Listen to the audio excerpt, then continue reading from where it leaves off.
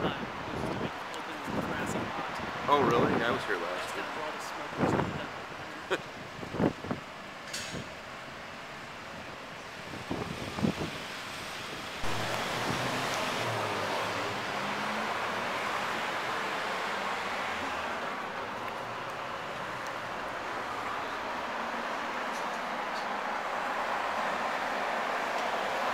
Who's that cool guy right there? That's my best husband.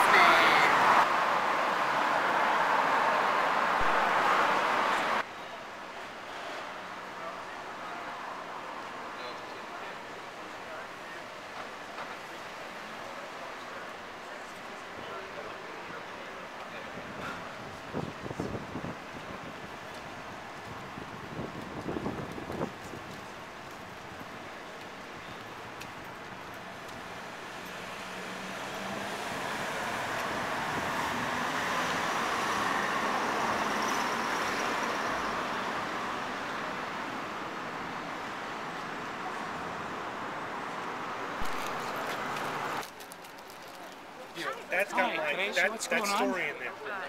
It's one of the best things I've ever done. I like it. I really liked it. It's the VIP dinner. Are you taking video? That's sneaky. No, it's not a video. It's taking everyone's temperature. Yeah, they do a lot of stuff, I guess. So if that's your thing. We'll be here for the weekend. Oh yeah. We're chasing the seniors out of the senior center. Yeah. Is that what's happening? You have to wait for them to leave. I don't know about you guys, but I'm looking forward to a game of bingo. There's a bunch of degenerates. And this is actually a glacier house. Oh, this is really good. Starman? And this is the monster from the Shambler from the Stars. That one, yeah, really nice. Amazing. I mean, Willem Pudmire here. I'm going to read for 20 minutes. Good. Thank you. There's a book coming out this summer called World War Cthulhu, and a number of us attending the festival have stories in it. It will be published by Dark Regions Press. This is the story, the illustration for my story. I set my story in World War I because that was the war that affected Lovecraft in several ways. So the story is called To Hold the White Husk. Wait a minute, where's my glasses? On your head. Oh, you go. That was a trick. I should just sing Streisand. It'd be a lot more entertaining. The enemy submarine had torpedoed our warship, and my frantic memory of the event was smoke and fire and men screaming as Roberts and I managed to free one of the lifeboats, which crashed into the churning waters below. We dove into those waters and manned the small boat, preparing to row away from the sinking ship, when we noticed the body floundering in the water, the body we identified as Gustav Sturman. Dutch, that's an important clue. Moving our vessel to him, as he momentarily sank beneath the water, we hauled him in and then struggled to row away from the scene of disaster. I watched Sturman open his eyes and nod at me, and I didn't like the glassy look of those eyes, the half-dead glaze. We had managed to move a good distance from the warship that was almost submerged when we heard further explosions and screams. They're torpedoing the lifeboats, Roberts yelled, with terror dancing in his eyes. It came to me then, the low, queer sound of singing. Looking at Sturman, I saw that one of his hands had clasped the jade hound amulet, Dutch, remember, that he always wore. His eyes were closed and his lips moved slightly as he moaned a song in the Dutch language. I often thought of how ironic it was that this very young man, whose family had moved to America and became citizens thereof, was now fighting in a war with which his Dutch nation was not involved. His eyes suddenly opened and his speech grew in volume. Words spilled from his mouth that were in a language, if it could be called that, for it seemed more like vocal retching than anything else, that felt like pinpricks in my brain. I was aware of the thick coils of black cloud that began to spin around our boat, coils that rose from the water and sank from above us until our vessel was completely cloaked. I was aware of the violent noise coming from beyond our black cloud, explosions into my nostrils and mouth. I was confused by the twin sensations of sweetness and a kind of rottenness. Sturman began to cough violently, and Roberts bent to him to smooth a piece of white cloth over the young man's face. The Dutchman had removed the amulet from around his throat, and he now offered it to Roberts. "It's a very old family heirloom," Sturman rasped. "Centuries old, Johnny. Please try and return it to my family." He then became very still. His eyes lost the light of life. I don't know how long we had floated there in silence before the black cloud finally dissolved. We were alone on the waters, no other lifeboats or their shattered remnants in sight. We prayed over the corpse of our young mate, and then we carefully lifted him out of the boat and into the water. We did not watch his sinking body, but stretched our aching limbs and moaned, and shut our eyes, and dreamed unsettling dreams. I was awakened by an odd cry, which I thought had come from my companion, but when I pushed upward on my elbows, I saw that Roberts was asleep, with Sturman's odd amulet clasped within closed hands. Our lifeboat moved through a thick mist that made it impossible for me to detect the time of day. Bending to a small cabinet that had been built into each lifeboat, I removed the canteens of water and tins of jerky that were always kept there, and I nudged my companion awake and offered him sustenance.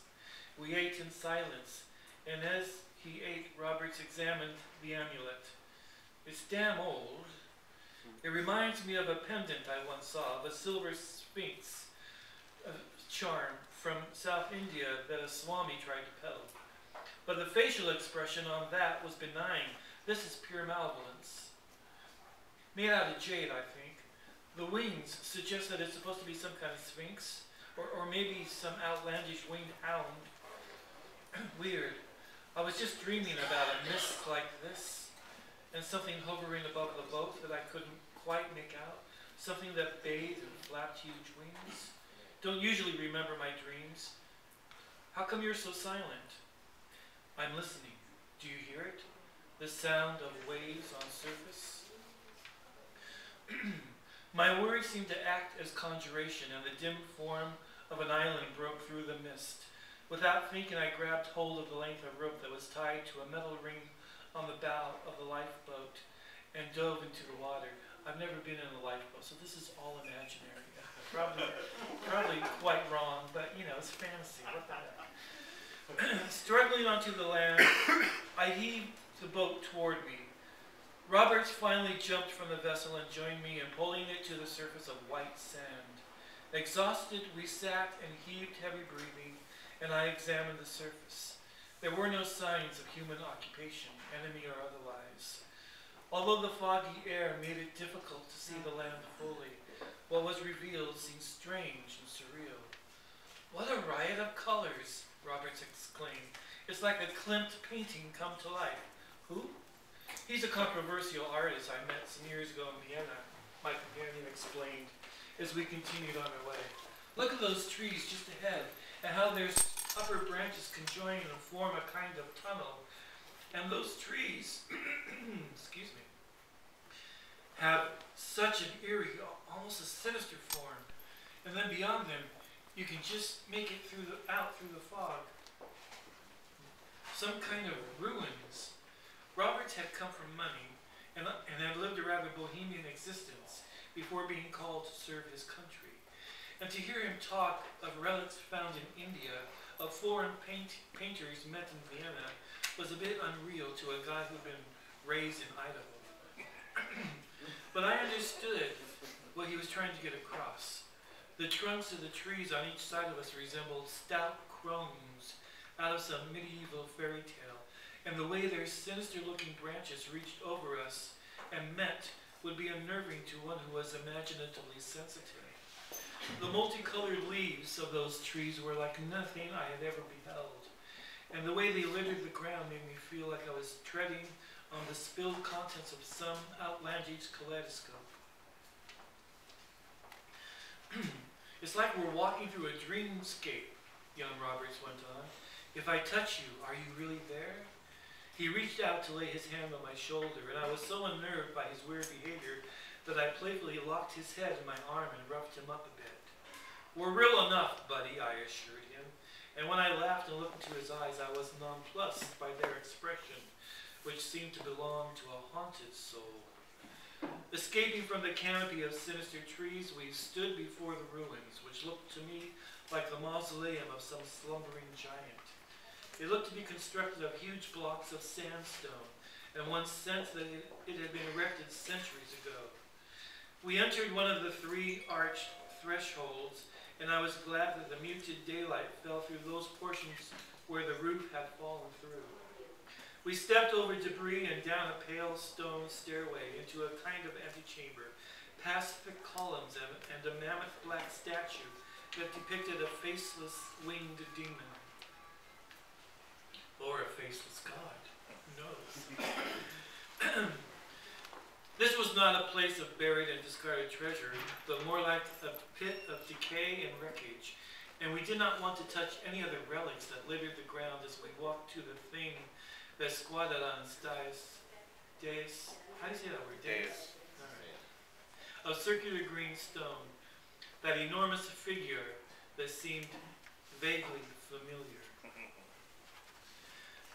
I heard my companion's breathing and turned my head to squint at him, and when I saw that his hands clutched the strange amulet that was fastened to twine and encircled his throat, I suddenly recalled where I had seen the likeness of the mammoth statue before us. The difference between the 2 carved creatures was that the forelegs of statue on the dais were raised so as to hold their burden of white flesh, the shapeless bundle of something that might once have been human. All hope abandon, ye who enter here, Roberts whispered, quoting something that I expected was from the Bible. Wrong. A book I never read. Although I wasn't religious, I put that in there for you, ST. I had a sense of sin, and that which went against what was good and right. This temple isn't real, and we're not really here. No, don't look at me like that. This is some kind of crazy hallucination that has plagued us, from fatigue or lack of food. Look around you. This place is mad delusion. The location wherein we stood was indeed all wrong. There were too many walls, and several of them were at odd angles and made you dizzy if you stared at them for too long a time. Hieroglyphics had been etched onto some of the walls and columns, but the alphabet was puzzling and somehow revolting. It seemed an outlandish coincidence that the huge statue before us should so resemble the amulet that had been worn around our dead comrade. My brain grew tight with pain as I tried to figure it all out, and I rubbed my eyes with one hand while in an attempt to soothe the discomfort away. I was vaguely aware that Roberts was moving to the 3 levels of the dais that might have been meant as steps. I watched in silence, my head pounding with pain, and as he went to the misshapen bulk of flesh held by the statue, I moaned a little as Roberts raised his hands and used them to lift the dead thing from the carven thing. Too many things,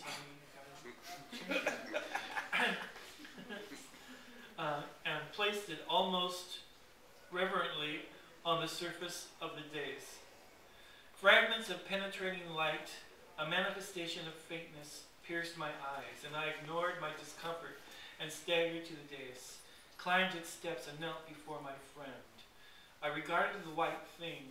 Okay, I really got to get rid of these things. You like things, don't you? I mean, I repeat words, and I don't get it. I never notice it until I read in public. And I go, That's what happened, editor. hey, what a moron! You call yourself a writer. Anyway, I regarded the white thing, and I knew Roberts was right. We had entered some kind of macabre dream. The husk of white flesh was flattened and utterly void of color.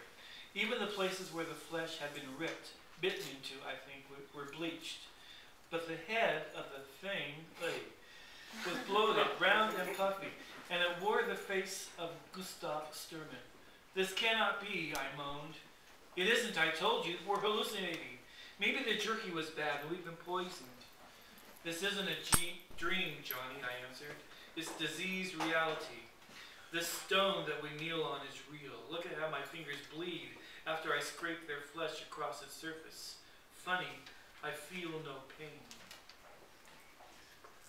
I was hoping not to finish it. Didn't have to buy the book to find out how it ended.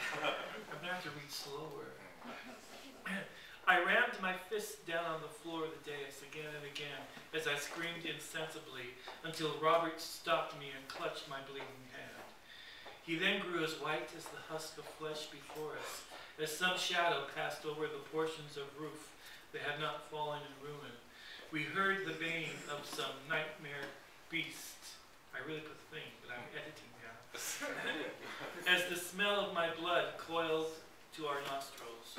Roberts began to chuckle, or maybe it would be best described as chortling.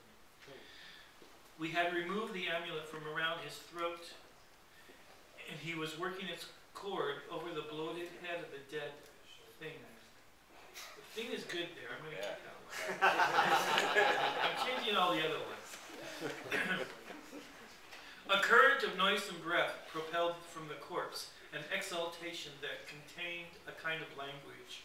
I shuddered at the sound of it, and at the sight of Roberts bending low so that he could press his ear against Sturman's distended lips, the lips that parted subtly. I shivered violently as Roberts began to mimic the language that was whispered to him, the insane chanting that was an epitome of evil. The air quivered at the unholy utterance, and I sensed again the winged beast, hungry and hidden, that beat its wings above the edifice. I watched with eyes that began to burn as if they had been doused in acid, and I trembled as the dead thing below us raised one arm so as to hold its awful amulet to Johnny's mouth. Those lips that moved as they continued to chant in whispered voice the nameless words of outrageous idiom. I could not flee or scream as the dead thing's mouth moved to Robert's throat and began to feast. I could only laugh like a crazy fool and dig my fingers into my face and cry like crazy as I plucked out my smoldering eyes. The great thing about Microsoft Word is that I can now search the word thing and then use a thesaurus